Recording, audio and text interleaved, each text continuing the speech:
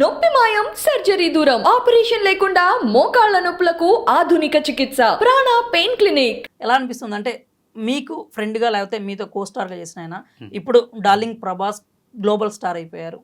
కల్కి లాంటి మనం సినిమా ప్రపంచం మొత్తం కూడా కల్కి సినిమా గురించే మాట్లాడుకుంది. మీరు ఎప్పుడన్నా అంటే ఎలా అనిపించింది ఆయన సక్సెస్ చూసినప్పుడు మీకు?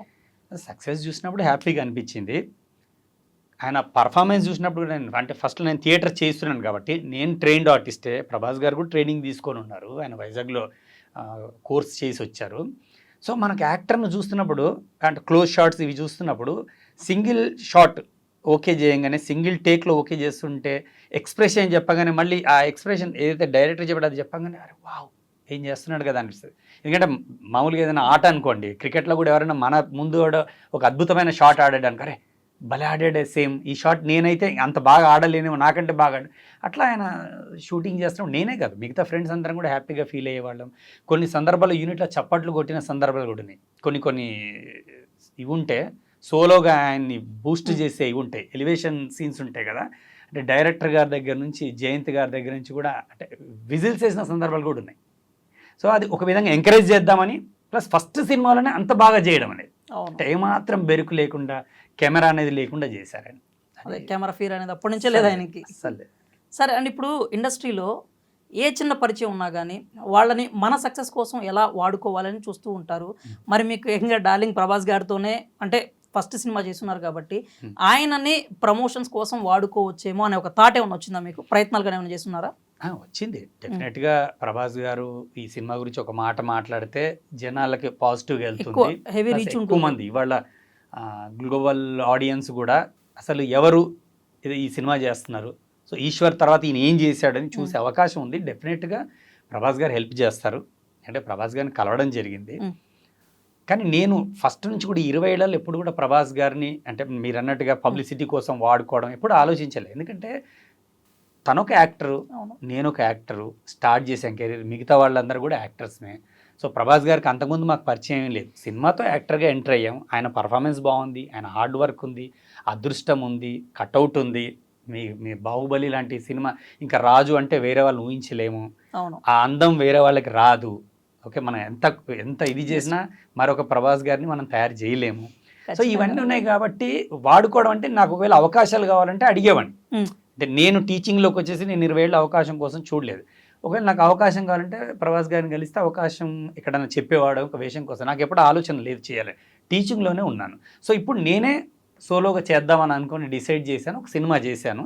సినిమా చేసిన తర్వాత వెళ్ళి కలిశాను. ఇలా సినిమా చేశాను, డైరెక్షన్ చేశానని చెప్పాను. ఆయన హ్యాపీగా ఫీల్ అయ్యారు. తప్పకుండా ఆయన హెల్ప్ చేస్తారు. ఖచ్చితంగా ఎంకరేజ్ చేస్తారు, డౌట్ ఏం లేదు. అయితే ఇప్పుడు మీరు ఇంతవరకు అయితే ప్రొఫెసర్గా ఉన్నారు. సో మీకు ఈ 20 సంవత్సరాల అవసరం రాలేదు, ఆలోచన రాలేదు. మరి ఇప్పుడైతే యాక్టింగ్ స్టార్ట్ చేశారు, మళ్ళీ యాజ్ ఎ డైరెక్టర్ కావచ్చు, హీరో కావచ్చు స్టార్ట్ చేశారు. మరి నెక్స్ట్ ప్రాజెక్ట్స్లో ఏమన్నా ప్రభాస్ గారితో స్క్రీన్ షేర్ చేసుకునే ఆలోచన కానీ అవకాశం కానీ ఏమైనా ఉండబోతుందంటారా? అది మనకు ఉంటే కాదండి. అంటే ఇప్పుడు డీల్ అనే సినిమా తర్వాత నిజానికి ఆ క్యారెక్టర్ నచ్చిన తర్వాత ప్రభాస్ గారు చేసే సినిమాలో ఇంకొక వేషం ఏదో వాడు ఆ సినిమా చేశారు కాబట్టి ఆ క్యారెక్టర్ తను పనికొస్తాడు అనుకుని డైరెక్టర్స్ చెప్పడమే ఉంటుంది తప్ప నాకు తెలిసి ప్రభాస్ గారు కూడా వీళ్ళని తీసుకోండి వాళ్ళని తీసుకోండి అని చెప్పరు. ఎందుకంటే డైరెక్టర్స్, ప్రొడ్యూసర్స్, డైరెక్టర్ టీం ఉంటుంది, స్క్రిప్ట్ వర్క్ ఉంటుంది. అది ఒకవేళ ఎక్కడైనా అవకాశం ఉండి ఆ క్యారెక్టర్ గురించి డిస్కషన్ వస్తే చెప్పొచ్చాం. కానీ నేను అది కూడా ఆలోచించట్లేదు. అంటే ప్రభాస్ గారితో చేయడం అనేది ఒక గుర్తింపు. ఇప్పుడు జనాలు ఈశ్వర్ చేసినప్పటికీ ప్రభాస్ గారికి ఇంత ఇమేజ్ లేదు, కానీ అప్పుడు మేము చేసాం. ఇప్పటికీ 20 ఏళ్ళ తర్వాత రేపు సినిమా ఈశ్వర్ రిలీజ్ అవుతుంది. కానీ ఎవరైనా కానీ మీరు ప్రభాస్ గారి దగ్గర చేశారు కదండి, ప్రభాస్ గారు అప్పుడు మీకు క్లోజా సార్, ప్రభాస్ గారు ఎట్లా ఉండేవాళ్ళు, ప్రభాస్ గారు మీతో ఏమేమి మాట్లాడేవాళ్ళు, ఇట్లాంటివన్నీ క్వశ్చన్స్ అడుగుతూ ఇంట్రెస్ట్ ఉంటుంది తెలుసుకోవాలి. ప్రభాస్ గారు ఒక పెద్ద స్టారు, ఆయన ఎట్లా బిహేవ్ చేశాడు తెలుసుకుందాం అని ఉంటుంది. ఆయన చాలా మంచోడండి. ఆయనకంటే ఆయన సినిమా ఇమేజ్ ఇవన్నీ కాదు, ఫస్ట్ డే ఎలా ఉన్నాడో నేను రీసెంట్గా కలిశాను. రీసెంట్గా కూడా అలాగే ఉన్నారు. ఆయన చాలా హ్యాపీగా అలాగే రిసీవ్ చేసుకున్నారు, అలాగే నవ్వుతూ మాట్లాడారు. ఏంటి నీలో ఏం మార్పు లేదు అని అన్నారు.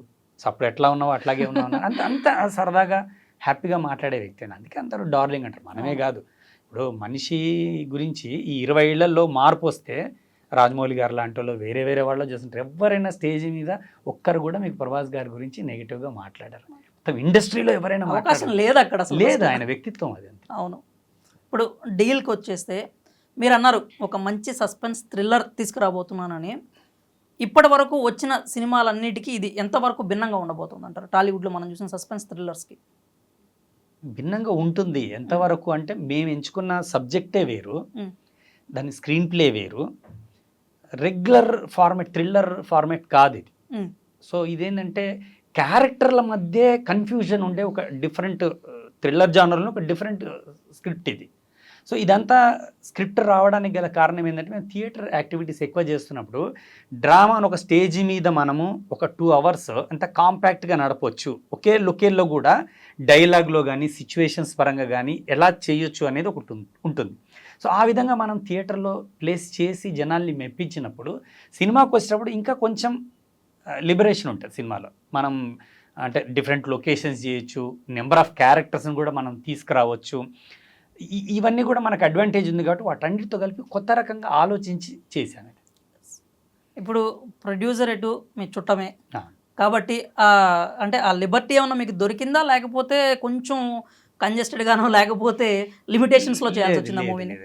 ప్రొడ్యూసర్గా అంటే మా బ్రదర్ ఇన్లా తను ఏ రోజు కూడా అంటే location ఇంతవరకే వెళ్ళాలి లేదు, అట్లాంటిది ఏం లేదు. తనకేంటంటే అంతకుముందు నా మీద ఉన్న నమ్మకం, నేను చేసిన థియేటర్ ప్లేలు, రవీంద్ర భారతి లాంటి ప్లేస్లో చూడడము, ఇవన్నీ చూసిన తర్వాత ఆలోచిస్తే చాలా అద్భుతంగా ఆలోచిస్తాడు, మేక్ చేస్తాడు అనేది ఆయనకు నమ్మకం ఉంది కాబట్టి ఓకే మీరు ఏం చేయదలుచుకుంటే అది చేయండి అన్నాడు. అట్లాగా అని చెప్పి మనకు అంత ఫ్రీడమ్ ఇచ్చారు కదా, నేను అనవసరం ఇక్కడ వేస్టేజ్ కూడా మిస్యూజ్ చేయడం కానీ ఊరికేనే భారీగా దీన్ని ఇలా తీసేద్దామని అట్లాంటిది ఏం లేదు. నాకు స్క్రిప్ట్కి ఏం కావాలో అది నాకు దొరికింది. అదేవిధంగా మీకు స్క్రీన్ మీద కూడా కనిపిస్తుంది, ఎక్కడ కూడా తక్కువే ఉండదు, కానీ అనవసరమైన వేస్టేజ్ కూడా ఏమి ఉంటుంది. ప్లాన్డ్గానే వెళ్ళాం. అదే మీకు థియేటర్ ఎక్స్పీరియన్స్ ఉంది కాబట్టి అది ఎంతవరకు చూపించాలనేది మీకు క్లారిటీ ఉంటుంది ఖచ్చితంగా. అది టైం కావచ్చు లేకపోతే సీన్ కావచ్చు ఏదైనా కానీ. ఇప్పుడు ఇందులో CG వర్క్ ఉంటుంది, ఓకే గ్రాఫిక్స్ యూజ్ చేసాం, అది ఎంతవరకు అవసరమో అంతవరకు యూజ్ చేస్తాం. సో అనవసరంగా అక్కడ అవసరం లేని దగ్గర గ్రాఫిక్స్ యూజ్ చేయాల్సిన అవసరం లేదు మనకు. ఇప్పుడు ఎలా ధరణి గారు లక్ష్మి పాత్ర, ఇప్పుడు ధరణి ప్రియ అనగానే లక్ష్మి పాత్ర గుర్తొస్తుంది అంటారా సినిమా చూసిన తర్వాత? వస్తుంది, డెఫినెట్లీ వస్తుంది. అంటే నేను చూడలేదు అన్ఫార్చునేట్లీ, ఆ టైంలో నేను ఇక్కడ లేకుండే, but I have missed it. నేను అదే సార్తోని మ్యామ్తో కూడా అన్నా, ఇంకొకసారి నా కోసమైనా ప్రివ్యూ వచ్చు కదా ప్లీజ్ సార్ అంటే, లేదు now you have to see with your family in the theatres with the team. So definitely నేను చాలా ఈగర్గా వెయిట్ చేస్తున్నాను, because I have seen the ట్రైలర్లోనే వాట్ ఈస్ మై పర్ఫార్మెన్స్ అనేది మీకు ట్రైలర్లోనే లక్ష్మి గురించి ఒక చిన్న ట్రైలర్ దొరుకుతుంది. అవునా? సో ఆ character it will definitely go in to the audience.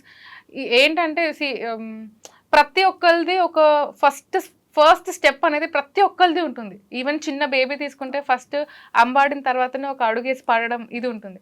So first అడుగు వేస్తున్నప్పుడు మనం హెల్ప్ చేస్తేనే అది మనము ఎంతవరకు ప్రాపర్గా నడుస్తున్నాం అనేది తెలుస్తుంది. సో ఇప్పుడు కూడా I have taken a step. So ఈ స్టెప్కి ఈ సపోర్ట్ అంటే జత కలిసింది. సో ఇది జత కలిసింది బాగానే. ఇప్పుడు ప్రాపర్గా 10 అడుగులు వేయాలి అంటే ఇప్పుడు నాకు తోడు కావాల్సింది ఆడియన్స్ది. So definitely I want, they are the one who take us to the peaks, they are the one who does everything. వెళ్ళాలన్నా తగ్గాలన్నా వాళ్ళ చేతిలోనే ఉంది. అండ్ డెఫినెట్లీ ఇది రీచ్ అవుతుంది అని ఒక నమ్మకం అయితే నాకు ఉంది. బికాస్ ఎస్ వీ కెన్ అంటే క్యారెక్టరే అలా ఉంటుంది. ఆ క్యారెక్టర్కి ఎలా ఉంటుంది అంటే, నేను ఇంత చేసిన తర్వాత కూడా ఒక్కొక్కసారి నేను ట్రైలర్ చూపించుకున్నప్పుడు దీన్ని ఇంకా ఏమైనా బెటర్గా చేసేది ఉండేనా అని ఒక థాట్ అనిపిస్తుంది నాకు. దాని తర్వాత ఒకవేళ బెటర్గా చేసుంటే మేబీ ఇది రాదేమో. హీస్ దేర్, మనం ఎంతవరకు చేయాలి ఎంతవరకు కరెక్ట్ అని చెప్పడానికి